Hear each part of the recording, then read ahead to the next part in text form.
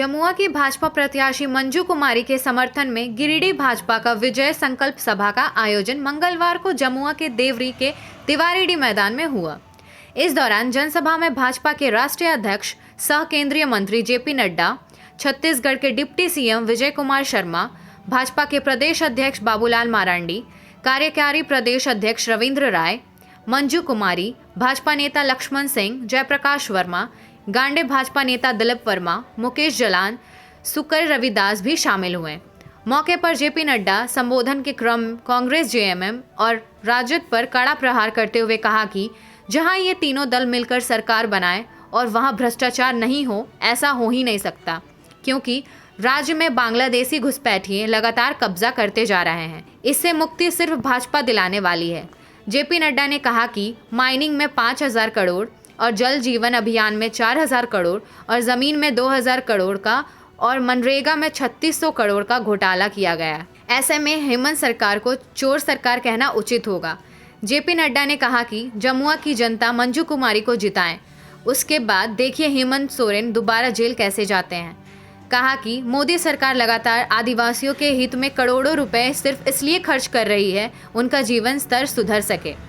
इधर जनसभा को डिप्टी सीएम विजय कुमार शर्मा, भाजपा के प्रदेश अध्यक्ष बाबूलाल मरांडी, कार्यकारी अध्यक्ष रविंद्र राय, जमुआ की भाजपा प्रत्याशी मंजू कुमारी ने भी संबोधित किया।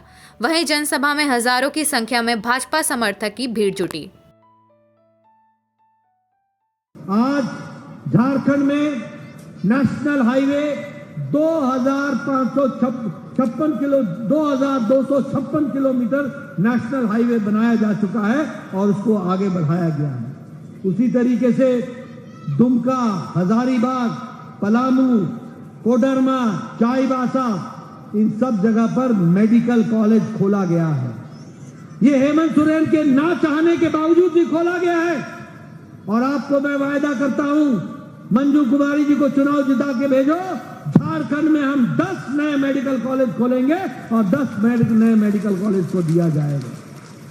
एम्स का Deoghar, all India institute of medical sciences का देवघर, ये आपको अगले 3-4 सालों में ऐसा देवघर का all India institute of medical sciences बनेगा कि झारखंड के लोगों को गंभीर बीमारी के इलाज के लिए दिल्ली नहीं जाना पड़ेगा, उनका इलाज झारखंड में हो जाएगा, देवघर में हो जाएगा। इसकी व्यवस्था की जाएगी। यहां जमुआ में भी मैं ये दावे के साथ कह सकता हूं कि हमारे प्रधानमंत्री जी ने, जब पिछली सरकार थी बीजेपी की, तो यहां विद्यालयों के नवीनीकरण का काम लिया था। लेकिन जब हमारी सरकार चली गई तो ये काम रुक गया। अब फिर से आप मंजू कुमारी जी को लेकर के आएंगे, ये काम आगे बढ़ेगा। आपकी सड़कें बनेंगी, आपको सिंचाई की व्यवस्था होगी, हर घर नल, हर घर जल पहुंचेगा और विकास की एक नई कहानी लिखी जाएगी।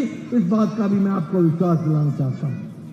मित्रों, मैं इसके साथ साथ यह भी आपको याद दिलाना चाहता हूं, वैसे मुझे मालूम है कि शायद बाबूलाल मरांडी जी ने इस बात का जिक्र किया होगा, लेकिन मंजू कुमारी जी को आप चुनाव जिताओ, 23 तारीख को नतीजा आएगा, 24-25 को हमारी कैबिनेट बनेगी और पहले कैबिनेट में ये फैसला होगा कि गोगो दीदी के तहत 2100 रुपए हर बहन को पहुंचेगा और हर महीने पहुंचेगा, इसकी व्यवस्था होगी।